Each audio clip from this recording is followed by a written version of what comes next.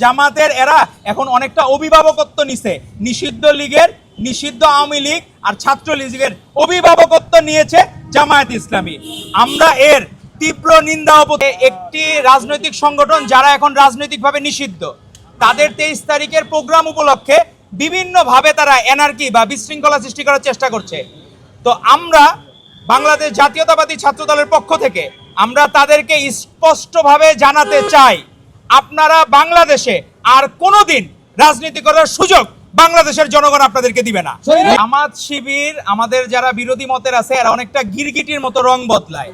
আমরা আমাদের ভাইদেরকে দেখলাম মহাখালীতে একটা ছাত্রলীগ নিষিদ্ধ সংগঠনের মিছিল হইল। পদ্মা সেতু, মেট্রো রেল এবং এলিভেটেড এক্সপ্রেসওয়ে নির্মাণের গর্বিত অংশীদার বসুন্ধরা সিমেন্ট। সেই কনস্টিটিউশনের এমপি হচ্ছে জামায়াত ইসলামী। তো একটা জায়গায় একটা প্রোগ্রাম আয়োজন করতে তো তারা অনেক দিন সময় লাগে।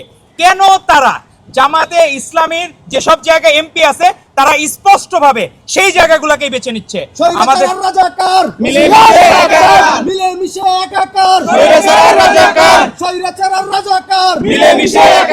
আপনারা দেখছেন সবাই কি বলতেছে, স্বৈরাচার আর রাজাকার মিলেমিশে একাকার। এখন কেন এটা বলতেছে? একজন ফরিদপুর 1 আসনের জামায়াত ইসলামীর এমপি, আপনার নাম সার্চ দিলে জানতে পারবেন, উনি নিজে বলছেন আমি নিজে এমপি হয়েছি আওয়ামী লীগের ভোটে, আওয়ামী লীগ ভোট না দিলে তো এমপি হইতে পারতাম না। তো জামায়াতে ইসলামী সরাসরি বলতেছে যে আওয়ামী লীগের এরা ভোট দেওয়ার কারণে তারা এমপি হয়েছে। তো এখন কি আপনারা তাদের মানে আছে না যে প্রতিদান দেওয়া, আপনারা কি এখন তাদের প্রতিদান দিচ্ছেন? আর নাকি হাটের যেমন ইজারার দায়িত্ব নেয়, আপনারা কি এখন জামায়াত ইসলামীরা ইজারাদারের দায়িত্ব নিচ্ছেন নাকি এখন আওয়ামী লীগের বা ফ্যাসিস্টদের দোসরদেরকে পুনর্বাসনের জন্য? এটা বাংলাদেশের মানুষ এখন জানতে চায় আপনাদের কাছে। আপনারা কেন এক এক সময় এক এক রূপে থাকেন? কোনোদিন আমরা দেখলাম না শিবির তাদের কমিটি প্রকাশ করছে কোনো জায়গায়। তো আমরা চাবো আপনারা প্রত্যেকটা জায়গায় আপনাদের কমিটিগুলো প্রকাশ করবেন। আর আমরা দেখলাম যে জামাতের এরা এখন অনেকটা অভিভাবকত্ব নিছে, নিষিদ্ধ লীগের, নিষিদ্ধ আওয়ামী লীগ আর ছাত্র লীগের অভিভাবকত্ব নিয়েছে জামায়াত ইসলামী।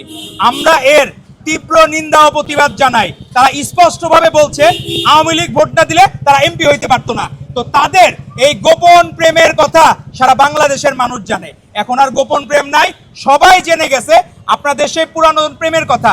এরশাদের আমলেও আপনারা তখন ঠিকই লীগের সাথে যে প্রেম করেছিলেন, আপসহীন দেশনেত্রী বেগম খালেদা জিয়া বলেছিলেন যারা নির্বাচনে যাবে এরশাদের অধীনে তারা জাতীয় বেঈমান হিসেবে স্বীকৃত হবে।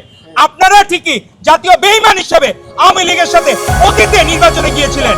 বারবার